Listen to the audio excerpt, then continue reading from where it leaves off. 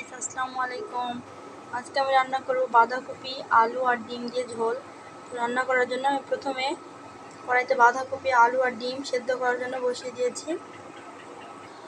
বাঁধাকপি আমি হালকা ভাপিয়ে তারপর উঠিয়ে নিচ্ছি। ডিম আর আলু আরও কিছুক্ষণ সিদ্ধ করে নেব। আমার আলু আর ডিম সিদ্ধ হয়ে গেছে, এখন আমি নামিয়ে নিচ্ছি। আমি এখানে বাঁধাকপির পানি ছড়িয়ে পিস করে কেটে নিয়েছি।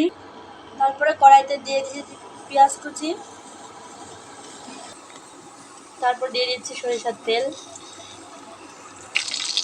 পেঁয়াজটা হালকা ভাজা হয়ে আসলে দিয়ে দিচ্ছি মশলা বাটা।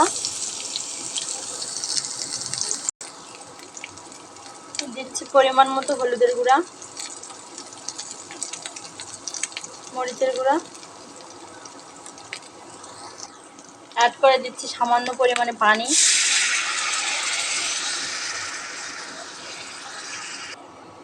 দিয়ে দিচ্ছি স্বাদ মতো লবণ। ঢাকনা দিয়ে ঢেকে কিছুক্ষণ জাল করব। মশলা থেকে পানিটা শুকিয়ে গেলে একটু নেড়ে চেড়ে এর মধ্যে অ্যাড করে দিব সেদ্ধ করে রাখা আলু।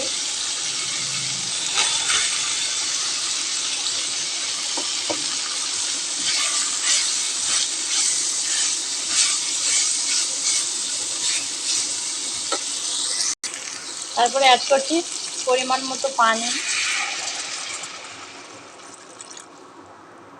একটু পরে এখানে অ্যাড করছি ভাপিয়ে রাখা বাঁধাকপি।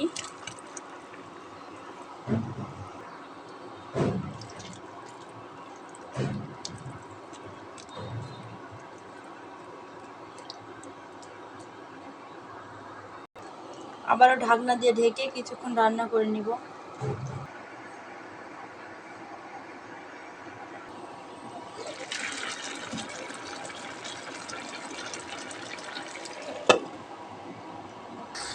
আমার তরকারিটা থেকে পানি শুকিয়ে গেছে, এখন আমি একটু নেড়ে চেড়ে ঝোলের জন্য পানি অ্যাড করে দিচ্ছি।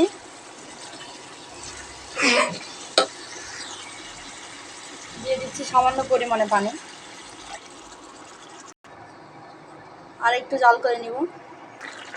আমার তরকারি ঝোল ফুটতে শুরু করেছে, এখন আমি দিয়ে দিচ্ছি সেদ্ধ লবণ হলুদ দিয়ে ফেলে রাখা ডিম। আমার রান্নাটা শেষ, এখন আমি নামিয়ে নিব। তো গাইস, ফাইনালি আমার রান্নাটা শেষ। আজকে ভিডিওটা এই পর্যন্তই। তো ভিডিওটা কেমন লাগলো অবশ্যই জানাবেন। প্লিজ ভিডিওটা ভালো লাগলে আমার চ্যানেলটা সাবস্ক্রাইব করে দেবেন। সকলে ভালো থাকবেন। আল্লাহ হাফেজ।